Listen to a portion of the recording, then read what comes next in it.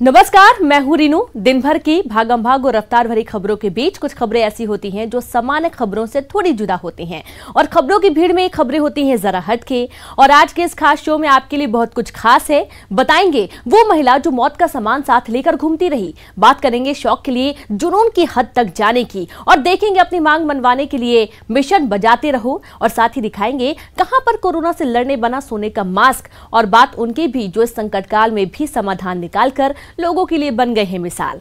और आज के इस एपिसोड में बात उस पत्थर की भी होगी जो डुबाने पर भी नहीं डूबता। तो चलिए शुरू करते हैं खबरें जरा हटके।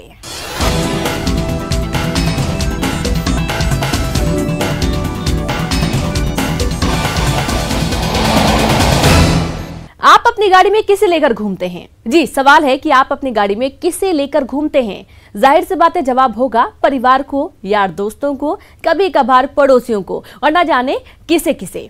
लेकिन क्या कभी आप अपनी गाड़ी में सांप को लेकर घूमे हैं? सोच में पड़ गए ना। आप कह रहे होंगे भला ये क्या सवाल हुआ, कोई सांप को भी लेकर घूमता है क्या? तो जनाब, हम आपको आज ऐसी ही तस्वीर दिखाने वाले हैं जिसमें एक महिला न जाने कब से अपनी गाड़ी में एक सांप को लेकर घूमती रही। देखिए छत्तीसगढ़ कोरबा से हमारी खास रिपोर्ट। वो कहीं भी आ सकता है, उससे संभल के रहना।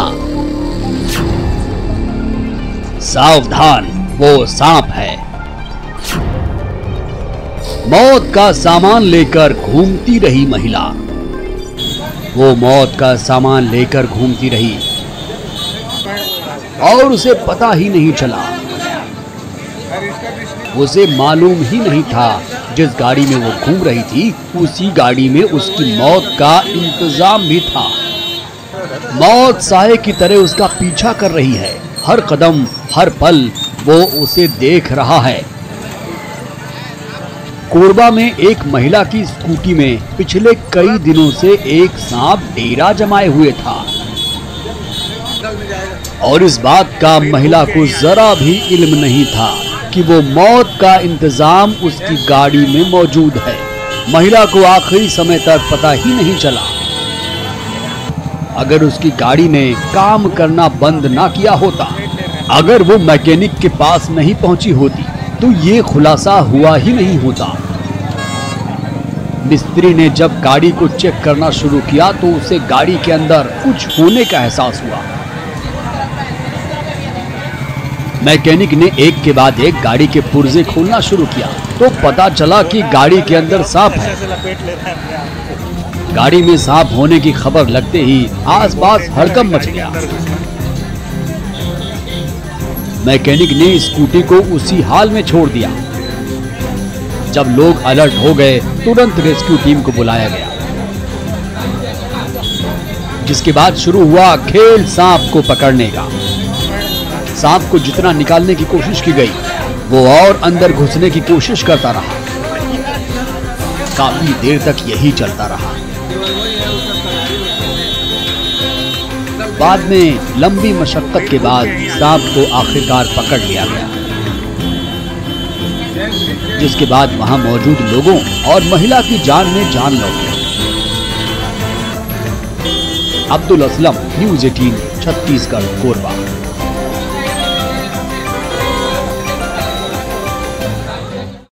मोबाइल तो आपके पास भी होगा, और आपके पास क्या, आजकल हर किसी के पास होता है। आप अपने मोबाइल से सेल्फी भी लेते होंगे, कुछ हटकर दिखने की हसरत में कुछ अलग भी करते होंगे, लेकिन इस हद तक नहीं करते होंगे कि सारी हदें पार हो जाएं। लेकिन छत्तीसगढ़ के मुंगेली में कुछ लोग ऐसे भी हैं जो सेल्फी लेने के शौक में अपनी सीमा और सुरक्षा दोनों को ताक पर लगा देते हैं। थोड़ा सा हटके दिखने के लिए अपनी जान जोखिम में डाल रहे हैं। देखिए मुंगेली से प्रशांत शर्मा की ये खास रिपोर्ट।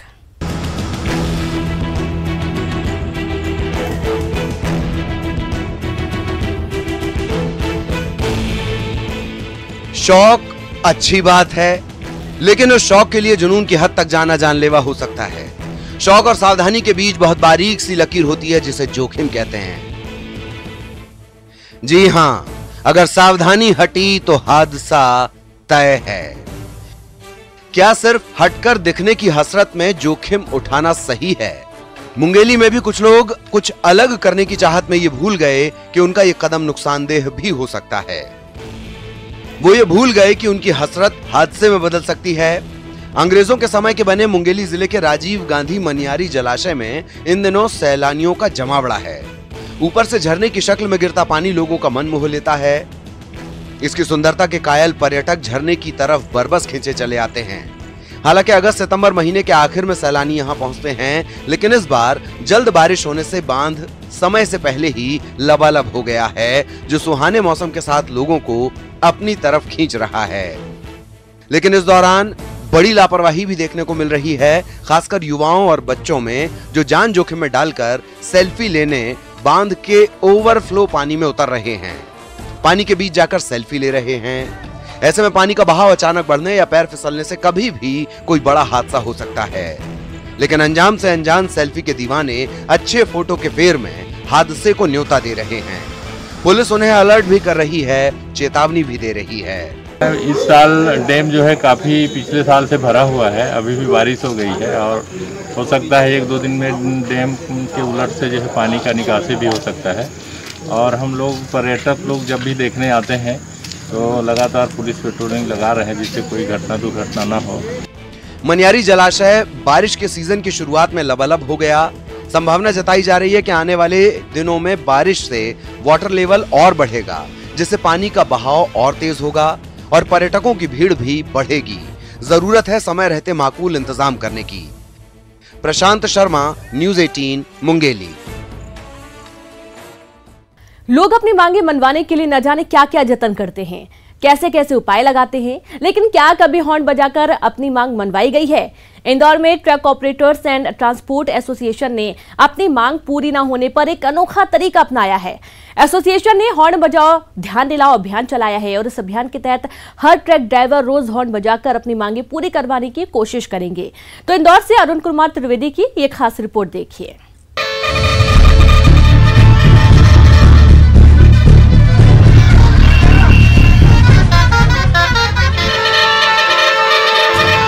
मिशन बजाते रहो, बजाते रहो। 1 जुलाई से 7 जुलाई तक बजाते रहो। हर रोज 1 बजे 1 मिनट तक बजाते रहो। कुछ ऐसा ही प्लान किया है Indore truck operators and transporters association ने। इस मिशन के तहत सभी ट्रक ड्राइवर्स को कहा गया है कि वो 1 जुलाई से 7 जुलाई तक हर रोज दोपहर 1 बजे 1 मिनट तक ट्रक का हॉर्न बजाते रहें, ताकि सरकार का ध्यान इस ओर खींचे। अब आपको बताते हैं आखिर इस अभियान की जरूरत क्यों आन पड़ी। कोरोना काल में संकट से गुजर रहे truck operators and transport association ने सरकार से अपनी 3 मांगे मनवाने के लिए ये कदम उठाया है। ट्रक मालिकों का कहना है कि कोरोना काल में उनके व्यापार ठप पड़ गए, वहीं बाकी बची कुची कसर पेट्रोल डीजल के बढ़ते दामों ने पूरी कर दी। लिहाजा सरकार पेट्रोल और डीजल के दाम में लगाम लगाए। साथ ही ड्राइवर्स को कोरोना वॉरियर्स की उपाधि देकर ड्राइवर और क्लीनर का बीमा करवाए। हिंदुस्तान में 19 कोविड बीमारी के फैलते हुए भारतवर्ष में सभी ड्राइवरों को कोरोना वॉरियर्स की उपाधि और उन्हें इंश्योरेंस की सुविधा देने के लिए एक मुहिम छेड़ी है। 1 तारीख से 7 जुलाई तक दिन में दोपहर में 1 बजे 1 मिनट के लिए सभी ड्राइवर हॉर्न बजाएंगे। इसी मुहिम के तहत आज राऊ टोल टैक्स पर आकर हम लोगों ने इसको संपादित किया। इस वीडियो के माध्यम से हम सरकार से अनुरोध करना चाहते हैं कि इस देश के सभी ड्राइवरों को कोरोना वॉरियर्स की उपाधि दी जाए और उन्हें इंश्योरेंस की सुविधा दी जाए। इस व्यापार को डीजल पेट्रोल ने खत्म किया हुआ है, इनकी मूल्य वृद्धि को कम किया जाए। ट्रक ऑपरेटर्स का कहना है कि वो लंबे समय से मांग कर रहे हैं कि उनके ड्राइवर और क्लीनर को बीमा सुरक्षा कवच दिया जाए, जिससे उन्हें कोरोना संक्रमित होने पर इंश्योरेंस का फायदा मिल सके। ट्रक मालिकों का कहना है कि ड्राइवर लगातार एक शहर से दूसरे शहर में आना जाना करते हैं, जिसके चलते उनको संक्रमण का खतरा भी ज्यादा है। सरकार की अनदेखी के बाद गाड़ी मालिकों ने इस अनूठे अभियान की शुरुआत की है, जिससे उन लोगों को उम्मीद है कि सरकार का ध्यान इस ओर जरूर आएगा। अरुण कुमार त्रिवेदी, न्यूज़ 18 इंदौर।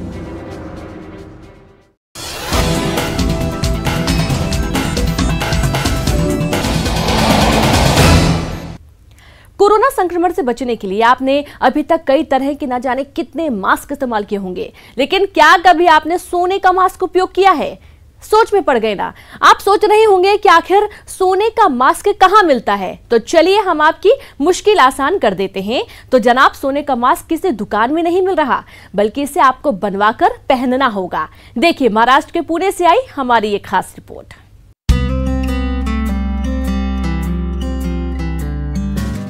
आपने अभी तक सर्जिकल मास्क देखा होगा, कोरोना से लड़ने के लिए N95 मास्क देखा होगा, लेकिन क्या कभी सोने का मास्क देखा है? नहीं तो हम आपको एक ऐसे ही शख्स से मिलवाने जा रहे हैं जो सोने का मास्क पहनते हैं। जी हाँ, उस शख्स का नाम है शंकर कुरहाड़े। इन्होंने बार बार मास्क बदलने की झंझट से बचने के लिए सोने का ही मास्क बनवा डाला। वैसे महाराष्ट्र के पुणे के शंकर गोल्ड पहनने के बेहद शौकीन हैं। शंकर को सोने का मास्क बनाने की प्रेरणा टीवी पर एक शख्स को देखकर मिली। शंकर ने देखा कि महाराष्ट्र के कोल्हापुर में एक शख्स बिल्कुल इसी तरह का तांबे का मास्क पहने हुए है, जिसे देख इनके भी मन में आया कि क्यों ना इसी तरह का सोने का मास्क बनवाया जाए। और उन्होंने पूरे 5.5 तोले सोने से मास्क बनवा डाला। इस मास्क में छोटे छोटे छेद भी हैं। तांब्याचं बनवलं म्हणून आपण सोन्याचं बनवा अशा हिशोबाने बनवायला लावलं। आपल्या ज्वेलर्सला सांगून फोन करून चर्चा केली की म्हणलं बनवतो। एक 8 दिवसात त्यांनी बनवून दिलेलं। ते जाड दिसते, त्याला श्वास तुम्हाला श्वासोश्वास घेता येतो, त्यासाठी त्यांनी एकदम पातळ असे छिद्र केले त्याला। एकदम श्वासोश्वास घेता येतो व्यवस्थित। किती खर्च आणि किती तोळ्याचे? हे 5.5 तोळ्याचे आहे आणि 2,89,000 रुपये जीएसटी सहित खर्च आलेला आहे।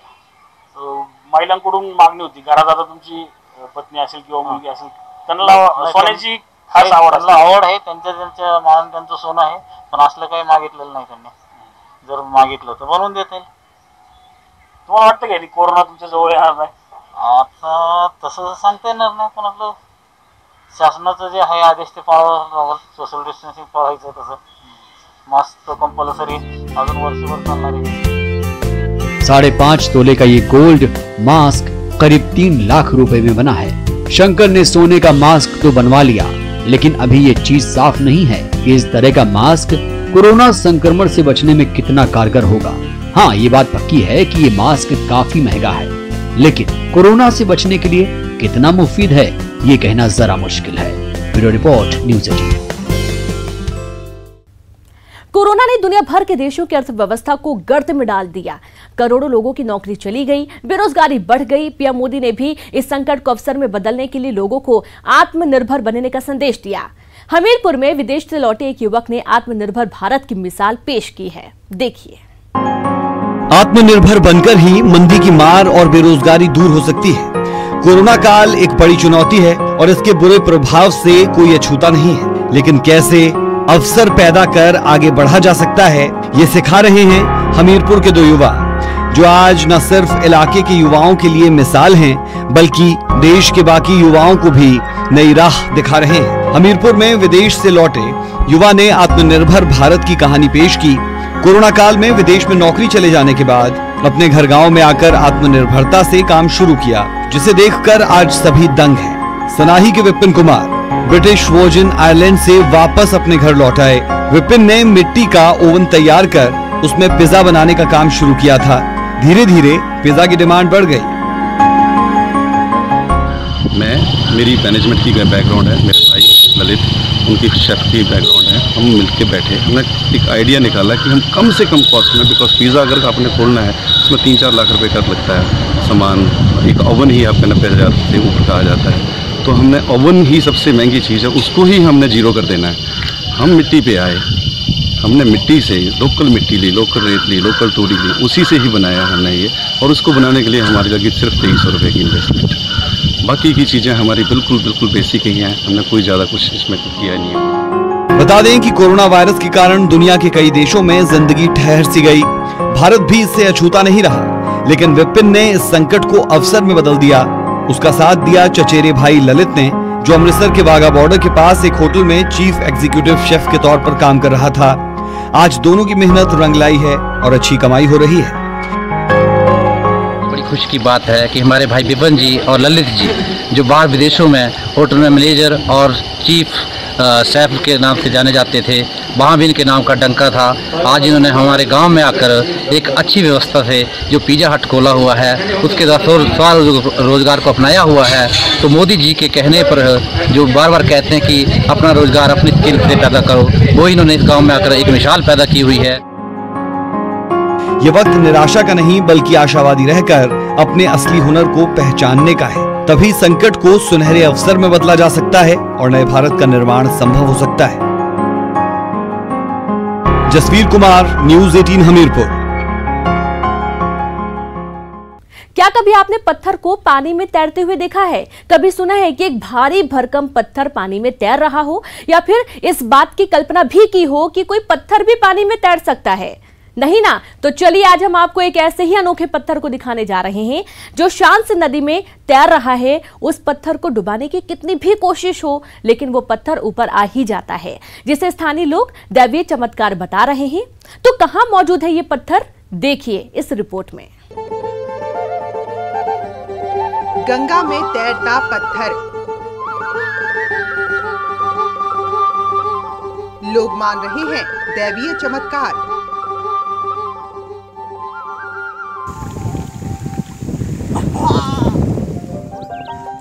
पानी में तैरते पत्थर की तस्वीरें संभल की हैं, जहां गुन्नौर फरीदपुर में 4 नंबर घाट पर कुछ स्थानीय युवक गंगा में स्नान कर रहे थे। तभी पानी के बहाव में एक पत्थर तैरता हुआ दिखाई दिया। पत्थर को इस तरह पानी में तैरता हुआ देखकर लोग अचंभित हुए, जिसके बाद एक युवक ने पत्थर को उठाकर फिर से पानी में फेंका, लेकिन इसके बाद भी पत्थर डूबने के बजाय पानी की सतह पर उभर कर आ गया। पत्थर के पानी में तैरने को स्थानीय लोग किसी दैवीय चमत्कार से कम नहीं मान रहे। नहाने आया तो गंगा नहा रहा था, तो जैसा एक पत्थर बह के आ रहा था। ठीक है, मैंने उसे पकड़ा, फिर मैंने उसे फिर छोड़ के देखा, फिर भी तैर रहा था वो, फिर मैंने उसे छोड़ दिया। पत्थर के पानी पर तैरने को स्थानीय लोग जहां चमत्कार मान रहे हैं, वहीं इसके पीछे एक वैज्ञानिक कारण भी है। दरअसल पानी में तैरने वाले पत्थर प्यूमिस के नाम से जाने जाते हैं। इन पत्थरों की आंतरिक संरचना बिल्कुल ठोस न होकर अंदर से स्पॉन्ज या डबल रोटी जैसी होती है, जिसमें बीच बीच में वायुकोश बने होते हैं, जिनके चलते ये पत्थर वजन में भारी होने के बावजूद घनत्व के हिसाब से हल्के होते हैं। ये पत्थर हल्के रंग के होते हैं, जिसमें सिलिका एल्यूमिना की मात्रा ज्यादा होती है, और ये पत्थर पानी में आराम से तैर सकते हैं। कारण चाहे जो भी हो, पत्थर को पानी में तैरता हुआ देखकर स्थानीय लोग हैरान जरूर हैं। न्यूज़ 18 के लिए संभल से सुनील कुमार की रिपोर्ट। तो खबरें जरा हटके में आज बस इतना ही। कल फिर होगी इसी वक्त इसी चैनल पर आपसे मुलाकात कुछ नई खबरों के साथ। मुझे और मेरी पूरी टीम को दीजिए इजाजत। नमस्कार।